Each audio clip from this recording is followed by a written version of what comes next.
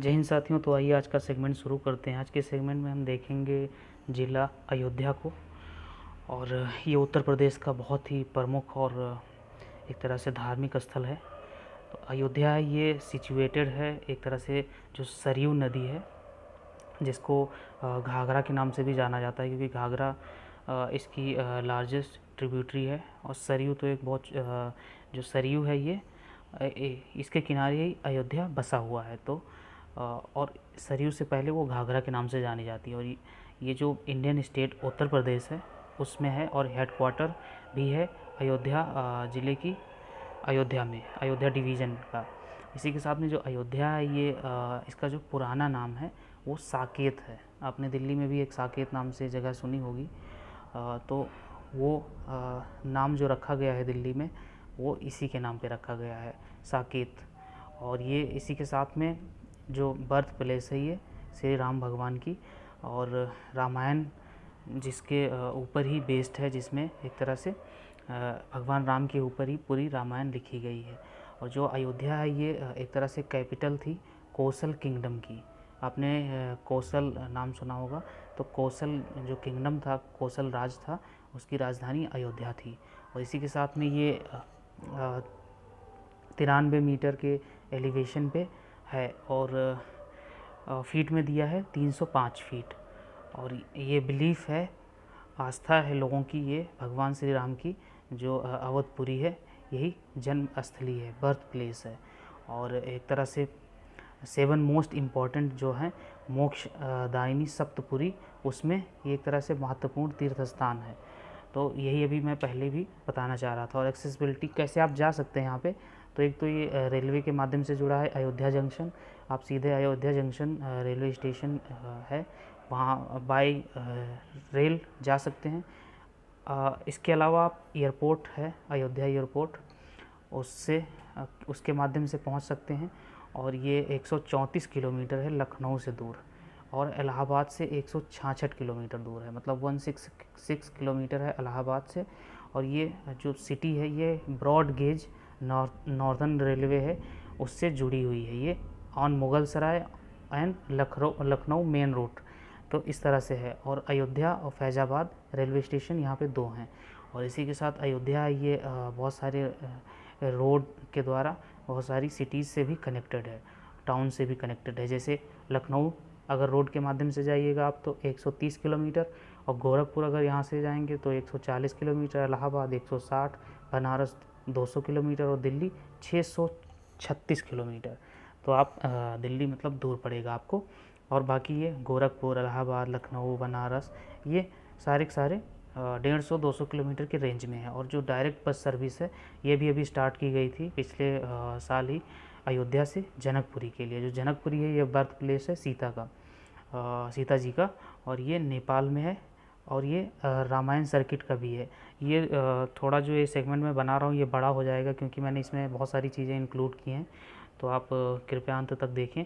और अयोध्या फैज़ाबाद की अगर आप हिस्ट्री देखें तो जो हिस्ट्री है ये इसके साथ में पॉलिटिक्स हुई है, बहुत सारी पॉलिटिक्स हुई है।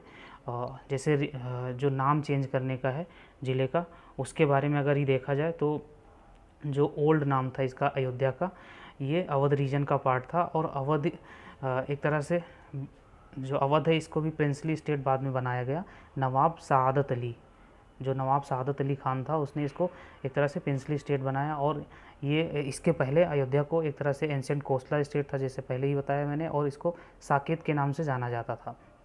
और ये जो कोसल था उसकी ये कैपिटल थी, मतलब उसकी राजधानी थी कोसल देश की, कोसल एक तरह से किंगडम की। और जो डिस्ट्रिक्ट था इसके पास में अभी भी पोस्ट ग्रेजुएट कॉलेज हैं, जैसे साकेत के नाम से, और यूनिवर्सिटी है डॉक्टर राम मनोहर लोहिया अवध यूनिवर्सिटी।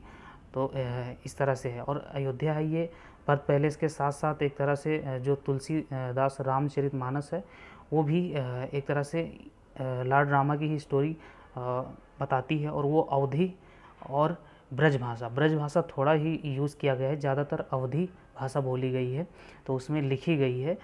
और अवधी भाषा, क्योंकि मैं भी अवध प्रांत से हूँ उधर ही, तो बहुत ही मीठी है, बहुत ही अच्छी है। आपको आपने अगर रामायण पढ़ी हो, सुनी हो, तो उसमें आपने अवधि के नाम के दोहें, पंक्तियाँ जो तुलसीदास ने लिखे हैं, क्योंकि तुलसीदास से पहले जो वाल्मीकि रामायण थी वो संस्कृत में थी, और संस्कृत रामायण को बहुत सारे लोगों ने ट्रांसलेट किया, लेकिन 15वीं ईस्वी में जब तुलसीदास ने इसको अवधि में किया, तो एक तरह से जो जनमानस था, उन्होंने उनके अंदर एक पुनर्जागरण की भावना शुरू हुई। और इसके साथ साथ जो साउथ इंडिया है वहाँ पर भी तमिल में है, तेलुगु में है, मलयालम में है, गुजरात में है, मतलब मराठी में है, जितने भी वहाँ के जो कवि थे उन्होंने अपने जो वहाँ की भाषा थी, डायलेक्ट थी, उसमें भी इसको ट्रांसलेट किया है। तो इस तरह से है। लेकिन अवधि बहुत ही ज़्यादा, ये जो लोकल डायलेक्ट है बहुत ही ज़्यादा फेमस हुई।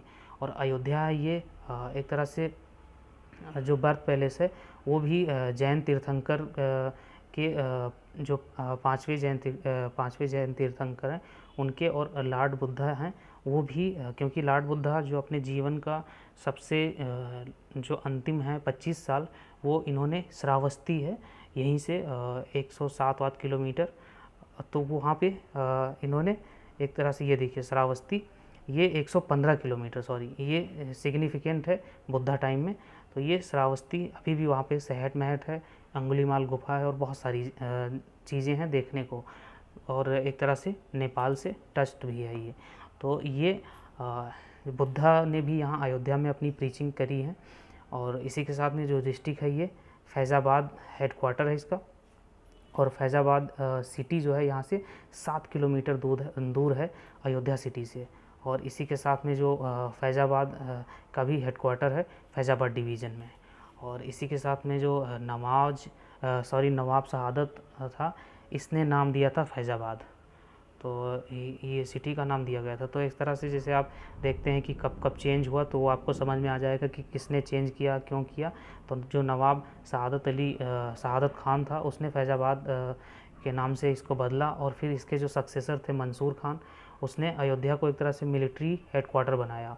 और फिर मंसूर का जो बेटा था शुजा-उद-दौला ने अयोध्या, जो अवध की कैपिटल थी, अवध एक प्रिंसली स्टेट था उस समय, तो अवध जो कैपिटल अयोध्या थी उसको डेवलप करने के बजाय फैज़ाबाद को एक तरह से उसने जो अपना एक तरह से कैपिटल ही चेंज कर दिया, लखनऊ में कर दिया। तो इस तरह से है। सॉरी, यहाँ पे इसने नहीं चेंज किया था, यहाँ पर ये कहने की बात हो रही है कि जो मंसूर का बेटा है शुजा-उद-दौला, इसने अयोध्या की जो कैपिटल है, जो अवध की कैपिटल है अयोध्या, उसको डेवलप नहीं किया, फैज़ाबाद को फुल फ्लेज सिटी बनाया, फैज़ाबाद को ज़्यादा डेवलप किया एक तरह से, मैं ये कहना चाहता हूँ, और यही यहाँ पे समझाया भी जा रहा है। और इसी के साथ जो उसका बेटा हुआ असफ-उद-दौला, उसने बाद में तो चेंज ही कर दिया पूरा सेटअप ही, और उसने कैपिटल चेंज कर दिया लखनऊ, तो अवध की कैपिटल हो गई लखनऊ। तो इस तरह से यहाँ पे बात हो रही है। और अब आइए देखते हैं कुछ यहाँ पे कितनी यूटिलिटीज़ हैं, पब्लिक यूटिलिटीज़ उससे रिलेटेड। तो यहाँ पे बैंक हैं 10, इलेक्ट्रिसिटी के लिए 2, म्यूनसिपालिटीज़ हैं यहाँ पे 4, पोस्टल 2, कॉलेज यूनिवर्सिटी हैं 3, हॉस्पिटल 6 हैं, NGO 2 हैं, और स्कूल 5 हैं। तो इस तरह से हैं। और इसी के साथ में अगर आप यहाँ पे देखें कि कितने विलेजेस हैं, तो 1272 विलेजेस हैं, 1 नगर निगम है, और 4 नगर निकाय हैं, और 18 पुलिस स्टेशन हैं। और आप अगर एक नज़र इस पे देखें ज़िले पे, तो जो ज़िला है इसकी जो एरिया है वो 2522 स्क्वायर किलोमीटर एरिया है, और जो पॉपुलेशन है वो 24,70,996 लोग यहाँ पे हैं। और जो लैंग्वेज है ये अवधी है, विलेज हैं 1272, मेल हैं 12.5 लाख, और फीमेल हैं करीब 12,10,000। तो आप ये देख सकते हैं। और इसी के साथ में अगर ज़िले का मैप देखें तो ये है अयोध्या, ये फैज़ाबाद। इसी के साथ में अगर आप इसके आसपास देखेंगे तो बलरामपुर है, गोंडा है, बाराबंकी है, सुल्तानपुर है, और इधर टांडा है, इधर बस्ती है, और ये इधर एक तरह से आसपास के ज़िले हैं जो अयोध्या से हैं। और ये जो रिवर मैं अभी आपको बता रहा था, ये रिवर है। तो यहाँ पे बहुत ही एक तरह से सिटी जो है वो ज़्यादा अभी डेवलप नहीं है। अयोध्या तो बहुत प्राचीन है, लेकिन यहाँ पे नदियाँ, नहर और जो इन्वायरमेंट है वो बहुत साफ़ है। आप अगर जाएंगे 10 दिन रहेंगे तो आपको आने का मन नहीं करेगा, ऐसा है। बहुत सारी चीज़ें, समस्याएं भी हैं, लेकिन बहुत सारी अच्छाइयाँ भी हैं। ये कनक भवन है। अगर अयोध्या जाएं और कनक भवन ना देखें तो बेकार ही है। ये अयोध्या का कनक भवन का एक इमेज, और ये बहुत ही अंदर से भी बहुत ही सुंदर है। और अगर आप जाएंगे अंदर तो इसको ज़रूर, मतलब मन आपका कहेगा कि बहुत ही अच्छा इसमें बनाया गया है, मतलब बहुत ही अंदर से भी अच्छा है। भी एक लुक अगर आप अंदर का देखें तो ये तो है, अनदर व्यू है, धूप का है। और इसी के साथ में ये अंदर का है कनक भवन। यहाँ से ये कोर्टयार्ड है, अंदर से देखेंगे तो आपको बहुत अच्छा लगेगा। और ये आइडल है जो लॉर्ड राम हैं और सीता हैं उनकी, यहाँ पर। और इसी के साथ में ये जैन टेम्पल है। और ये जो 31 फीट है, ये आदिनाथ भगवान की है मूर्ति इनकी, ये 31 फीट की है। और इसी के साथ में एक तरह से इनके अलावा भी यहाँ पर छोटी छोटी मूर्तियाँ रखी हुई हैं, तो उसको भी इस पिक्चर में बताया जा रहा है। और ये आदिनाथ भगवान की जो टेम्पल है उसका एंट्रेंस व्यू है, और ये इंटीरियर है टेम्पल के साथ में जो। और ये जो गार्डन है उसकी इमेज है एक। और ये है हनुमानगढ़ी। अगर आप अयोध्या जाते हैं तो आप ज़रूर हनुमानगढ़ी जाते हैं। वो तो आपको एक तरह से बहुत ही यहाँ पे प्रसाद चढ़ाया जाता है। और एक तरह से ये आरती है ये दूसरी है देवकाली मंदिर है ये माँ की। और ये देवकाली मंदिर का एक इमेज। और इसी के साथ में ये मंदिर कॉम्प्लेक्स, और ये देवकाली मंदिर का पॉन्ड। तो आप देखिए यहाँ पे पॉन्ड हैं, नहरें हैं, और बहुत ही, और एक तरह से जो एनवायरनमेंट है बहुत साफ़ है, हवाएं बहुत अच्छी हैं। और ये हनुमान जी की जो हनुमानगढ़ी में जो मूर्ति है उनकी, ये भगवान हनुमान जी की हनुमानगढ़ी में। और ये जो फैज़ाबाद सिटी है उस पे आइए देखते हैं। तो फैज़ाबाद में ये जो गुलाब बारी है, ये टॉम है एक तरह से। और ये गुलाब बारी मास्क है जो मस्जिद है, मॉस्क। और ये उसका गेट नंबर 2 एंट्रेंस वाला। और इसका गुलाब बारी का ही अनदर व्यू है। इसी के साथ में ये हमाम है। हमाम उसको कहते थे जहाँ पे एक तरह से नहाते वहाते थे, ऐसे इसको हमाम बोलते हैं उर्दू में या अरबी में। और जो टॉम है इसकी इंटीरियर गुलाब बारी की। और इसी के साथ में ये गुलाब बारी टॉम है, इसका पुराना पिक्चर है, ये ओल्ड व्यू है क्योंकि बहुत पुराना है। और ये एंट्रेंस गेट का जो आर्च है, ये जो इसको आर्च बोलते हैं। एक तरह से मुग़ल पेंटिंग में इसको बहुत ही एक तरह से बहुत ही कारीगरी माना जाता है, क्योंकि उस समय, अभी तो आप पिलर या किसी भी चीज़ पे खड़ा कर देते हैं, लेकिन इसको उस समय बनाने में बहुत ज़्यादा एक तरह से मेहनत लगती थी, और उस समय की एक करिश्माई कारीगरी है। और यही नहीं, आप अगर मंदिरों का देखें तो जैसे साउथ के अगर टेम्पल देखें तो उनमें देखते हैं इतने बड़े बड़े हैं, और फिर यहाँ पे बहुत बड़ा सा ये कलश रखा गया है। या आप देखते हैं ऐसे करके है मंदिर, और यहाँ पे बड़ा सा, तो इसको कैसे ले गए होंगे। तो वो दूर से ऐसे एक स्लोप बनाते थे, फिर हाथी से चढ़ाते थे, फिर वहाँ ले जाके रखते थे। तो आप देखिए उस समय तो क्रेन या जेसीबी तो था नहीं, तो बहुत सारी मेहनत होती थी। और ये देवकाली आइडल जो माँ का मंदिर था, अभी मैंने दिखाया था, उसके अंदर का ये मूर्ति का।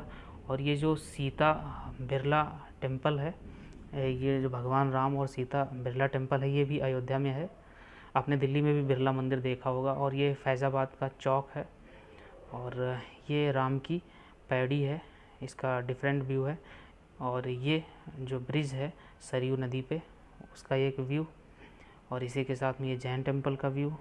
और ये दूसरी साइड से जैन टेम्पल का व्यू। और ये रानी महल टेम्पल है। और इसी के साथ में जो राम की पैड़ी है उसकी जो दिवाली और नाइट व्यू है वो है ये। और ये जो स्ट्रीट में आप देखते हैं लोग आपसे कुछ ख़रीदने के लिए कहते हैं उन। और इसी के साथ में एक अनदर व्यू, आप अगर स्टेशन से या कहीं एक जगह से थोड़ी दूर दूसरी जगह जाते हैं तो वो आप ये जो ई रिक्शा है वो चलते हैं। और यहाँ पे यूपी 42 का ये देख भी सकते हैं, ये नंबर पड़ा हुआ है। और ये मंकी यहाँ पे बहुत सारे हैं। ये एक तरह से आप अगर कुछ भी लिए जा रहे हैं तो ये आपसे बहुत ही धीरे से आपको पता ही नहीं लगने देंगे कि कब गायब हो गई आपसे चीज़ें। तो इस तरह से ये देखिए साइकिल पर बैठे हुए हैं। एक इमेज यहाँ की स्ट्रीट की। और ये जो अभी जो अयोध्या का जजमेंट आया 9 नवंबर 19 में, तो उसका ये एक तरह से ये स्टैचू है और ये टेम्पल का है और ये इतना बड़ा परिसर है। तो उसी का ये ब्लूप्रिंट है कि किस तरह से जो टेम्पल है वो कंस्ट्रक्ट होगी और उसके साथ में और सारी जो यहाँ की म्यूज़ियम है या और सारी चीज़ें हैं उसके बारे में ही यहाँ पर है। और इसी के साथ में ये दूसरा इमेज जो टेम्पल कंस्ट्रक्ट किया जा रहा है, बनाया जा रहा है उसका। और ये मणि पर्वत आप गए भी होंगे, ये जो भारतीय पुरातत्व सर्वेक्षण है सारनाथ मंडल में ये संरक्षित है। और यहाँ पे एक तरह से ये नेशनल प्रोटेक्टेड मॉन्यूमेंट है। और इसी के साथ में यहाँ पे अगर आप जाएंगे तो हनुमानगढ़ी पे इस तरह के लड्डू आपको चढ़ावे के लिए मिलते हैं और ये बहुत ही स्वादिष्ट होते हैं। और ये जो रामलला की मूर्ति है उसका एक इमेज, ये भगवान श्री राम की मूर्ति और उनके साथ में भाइयों की। और ये अभी आपने देखा कि जो फंड था वो रेज़ किया गया है एक तरह से पब्लिक के द्वारा और उसी के माध्यम से बनाया जा रहा है। तो उसका ये एक फंड का ही एक जो श्री राम जन्मभूमि तीर्थ क्षेत्र ट्रस्ट जो बनाया गया था उसी का ये बैंक अकाउंट है SBI में और ये उसका पूरा एड्रेस है और इस तरह से है। तो ये आह्वान के द्वारा है और एक तरह से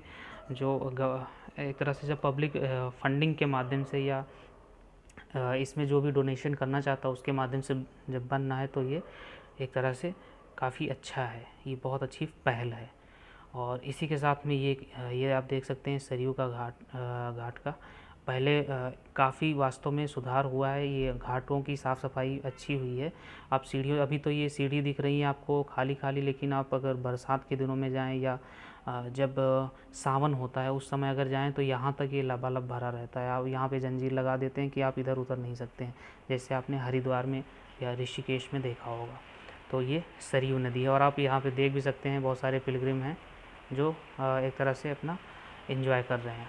और ये पत्थर पे उकेरी हुई जो भगवान श्री राम की वंशावली है उसके बारे में है। मैंने वहीं के लोकल ने डाला था। तो अभी देखते हैं ये जो भगवान श्री राम की वंशावली है, ये सेगमेंट थोड़ा बड़ा हो जाएगा, 17 मिनट ऑलरेडी हो चुके हैं। तो भगवान ब्रह्मा, ये आप हिंदी में यहाँ पे दिख रहे हैं, ये मुझे हिंदी के लेटर कुछ पता हैं। और फिर भगवान ब्रह्मा से मारीची, कश्यप, विद्वान और फिर देखिए 4 चल रहा है, 5 ऐसे ही ये हॉरिजेंटल चल रहा है। फिर वैवस्वत जिनसे सूर्यवंश का आरंभ हुआ, फिर इक्ष्वाकु, विकृक्षु, पुरंजय, कुकृत्स, अनेन्या, पृथु, धिष्टाश्व, चांद्र, युवनाश्व, शाश्वत, बृहदस्य, कुवलयाश्व, दृढ़ाश्व, हिरयश्व, निकुंभ, अमिताश्व या अमिताभ भी पढ़ सकते हैं इसको, कुशाभ, प्रसेनजीत, युवनाश्व, मानधाता और इसके बाद में पुरुपुत्स और फिर त्रेतत्सु, अनरस्य, पृष्यदस्व, हयस्व, हस्तस्य, सुमन, त्रिंधवा और फिर त्रयारूपणी, सत्यव्रत, हरिश्चंद्र। आपने हरिश्चंद्र का नाम सुना होगा। इन्हीं के ऊपर सबसे पहली जो बॉलीवुड आज इतना पूरे देश दुनिया में विख्यात है, वो ये हरिश्चंद्र के नाम से ही 1912 के करीब पहली फिल्म जो रिलीज़ हुई थी वो हरिश्चंद्र ही बनी थी और जो ब्लैक एंड वाइट थी और बोलती भी नहीं थी। वो एक तरह से जैसे आपने चार्ली चैंपियन की देखी होगी जो वो अपने हाव भाव से काम करता है, इस तरह से वहाँ पे सभी पात्र चल रहे थे और जो दर्शक होता है उसको समझ भी आता है कि क्या हो रहा है। फिर रोहितास, ये जो रोहित हैं ये हरिश्चंद्र के ही पुत्र थे। फिर हरिता, फिर चक्षु, विजय, रुरुक, वृक, बाहु, सागर, असमंजस, फिर अंशुमान, दिलीप, भागीरथ, श्रोहोन, स्तुति, नाभाग, अम्बरीश, सिंधुद्वीप, आयुतायु, ऋतुणु, सर्वकाम, सुदास, सौदास, अस्मक, मूलक, दशरथ। अब यहाँ पे आप देखते हैं दशरथ आते हैं। फिर लिविल, विश्वसह, विश्वास, खंडवांग, दीर्घबाहु, रघु। जो रघु हैं ये रघुवंश के सबसे प्रतापी राजा हैं, और इन्हीं के नाम पे जो एक तरह से रघु के नाम पे ही रघुवंश हुआ। और जैसे कहते भी हैं कि रघु रघुवंश की रीति है कि अगर प्राण चले जाएं लेकिन वचन नहीं जानी चाहिए। जो रघुकुल रीति सदा चली आई, प्राण जाए पर वचन न जाई। तो ये जो एक तरह से कहा जाता है वो रघु के नाम पर ही है। और ये जो आज हैं ये चक्रवर्ती सम्राट महाराजा दशरथ, फिर राम, भरत, लक्ष्मण और शत्रुघ्न। तो इस तरह से ये देखते हैं, और बाद में लव कुश और बहुत सारे और भी आगे इनकी वंशावली चलती है। तो इस तरह से है। तो आपने ये देखा, ये वहाँ के ही मंदिर में ही है, ये संगमरमर पे उकेरा गया है। और अभी देखिए जो नेशनल एक तरह से दो जो नेपाल है और इंडिया है भी जल्दी ही शुरू हुआ है अयोध्या से बस सर्विस जनकपुरी का, नेपाल का। ये आप सीतामढ़ी देख सकते हैं यहाँ पे है। और ये दरभंगा, मुजफ्फरनगर ये भी त्रिभुज बना रहा है। ये बक्सर, बनारस, मिर्ज़ापुर, इलाहाबाद, चित्रकूट और ये अयोध्या। तो इस तरह से ये श्री राम सर्किट भी बना रहा है, ये सिया राम सर्किट बना रहा है। और ये देखिए दूसरा, इसमें आपको समझ में आएगा अयोध्या से सीधा सीतामढ़ी। और ये नाइट का जो लेज़र शो हुआ था दीपावली के अवसर पे वो। और ये फैज़ाबाद जो अयोध्या फैज़ाबाद का एक मैप है वो, ये आप देख सकते हैं अयोध्या। और इसमें बीकापुर है, मिल्कीपुर है और रुदौली है। तो इस तरह से ये सारी असेंबली की सीटें हैं, असेंबली की यहीं पे इलेक्शन होते हैं। और अगर आप देखें जब श्री राम भगवान को 14 वर्ष का वनवास हुआ था तो ये अयोध्या से प्रयाग, फिर चित्रकूट, फिर सतना, फिर रामटेक, फिर पंचवटी, फिर जो बंदरदारा, फिर तौजलपुर, फिर सुरबन, फिर कार्डीगुड, फिर कप्पल, हम्पी और तिरुचिनापल्ली, और फिर कोडीकराय, और फिर रामनाथपुरम और रामेश्वरम। और फिर इसके बाद में जो ये श्रीलंका की जगह है वासगामुआ और वेंदा रोमोलाए, और इसी के साथ में देनु विला। तो ये एक तरह से रामायण सर्किट बनाया जा रहा है गवर्नमेंट के द्वारा। तो उसके बारे में है, ये एक मैप है। और ये रामायण सर्किट इसीलिए बनाया जा रहा है क्योंकि इसी के थ्रू ये जो श्री राम भगवान जब 14 वर्ष का वनवास एक तरह से काट रहे थे, तब ये इसी रूट के थ्रू गए थे। तो उसी का अब यहाँ पे आधुनिकीकरण किया जा रहा है। और ये दूसरा जो मैप है, ये जो वनवास का रास्ता है उसी का दूसरा व्यू है ये। इसमें आप बहुत एक तरह से छोटे छोटे में भी देख सकते हैं। तो इसमें काफ़ी अच्छे माध्यम से दिखाया गया है। आपको अगर देखना हो तो इसकी मैं PDF भी डाल दूँगा, तो आप आसानी से डाउनलोड करके देख सकते हैं। और इसी के साथ में ये एक जो एंशियंट था उसके बारे में, जैसे आप श्रावस्ती देखते हैं, कौशल देखते हैं, विदिशा, मिथिला, हस्तिनापुर। ये हस्तिनापुर है, ये दिल्ली है। आप ये कान्यकुंज, फिर निमिषारण्य जो नैमिषारण्य था, और फिर इस तरह से हैं। ये अयोध्या को भी यहाँ निकाल के रखा गया है। तो इस तरह से ये एंशियंट जो रामायण कालीन थे उनका ये एक तरह से है। और अभी देखते हैं जो फैज़ाबाद है अयोध्या है, इसके बारे में। जो लल्लू सिंह है ये बीजेपी के टिकट से 2014 में भी जीते थे और 2019 में भी सेम इन्होंने जीत हासिल की थी। 1957 से एक तरह से यहाँ पे लोकसभा की कंस्टिट्यूंसी जो है वो एक है। और जो असेंबली है, असेंबली में दारियाबाद, रुदौली, मिल्कीपुर, बीकापुर और अयोध्या, ये असेंबली की सीटें हैं। और ये रही आपके सामने जो लोकसभा की सीटें हैं। तो आप देख सकते हैं 4 बार जो इंडियन नेशनल कांग्रेस है, इसके पहले तो राजा राम मिश्रा, फिर ब्रजबासी लाल, रामकरण सिन्हा और रामकरण सिन्हा, ये चारों लोग इंडियन नेशनल कांग्रेस पे एक तरह से 3 लोग ही, क्योंकि रामकृष्ण मिश्रा 2 बार जीते, रामकृष्ण सिन्हा 2 बार जीते हैं। और इसी के साथ में जो अनंत राम जायसवाल ये भारतीय लोकदल से, फिर जयराम वर्मा ये इंडियन नेशनल कांग्रेस आई से, और निर्मल खत्री इंडियन नेशनल कांग्रेस से, फिर मित्रसेन यादव कम्युनिस्ट पार्टी से। अभी आप मित्रसेन यादव को देखेंगे तो मित्रसेन यादव यहाँ से कम्युनिस्ट पार्टी से जीत रहे हैं, फिर मित्रसेन यादव 1998 में समाजवादी पार्टी से जीत रहे हैं टिकट पर, और फिर मित्रसेन यादव 2004 में बहुजन समाज पार्टी से जीत रहे हैं। तो ये तीनों की टिकट पे जीते हैं, क्योंकि यहाँ पे लोकल में इनका काफ़ी प्रभाव रहा। और इसी के साथ में जो विनय कटियार हैं, आपने बजरंग दल का नाम सुना होगा, वो ये बजरंग दल के संस्थापक हैं विनय कटियार। और इन्होंने 2 बार, और जो मंदिर मूवमेंट था उसमें ये काफ़ी एक्टिव रहे। ये भारतीय जनता पार्टी की टिकट से 2 बार जीते हैं विनय कटियार, बजरंग दल के जो फाउंडर मेंबर हैं। और मेंबर नहीं, यही इस्टेब्लिश, इन्होंने ही इस्टेब्लिश किया था। और इसी के साथ में जो निर्मल खत्री, ये इंडियन नेशनल कांग्रेस से, और लल्लू सिंह अभी मैंने बताया ही कि 2014 से और 19 तक ये रहे। और इसी के साथ में ये सेगमेंट ख़त्म होता है। बहुत बहुत धन्यवाद। जय हिंद।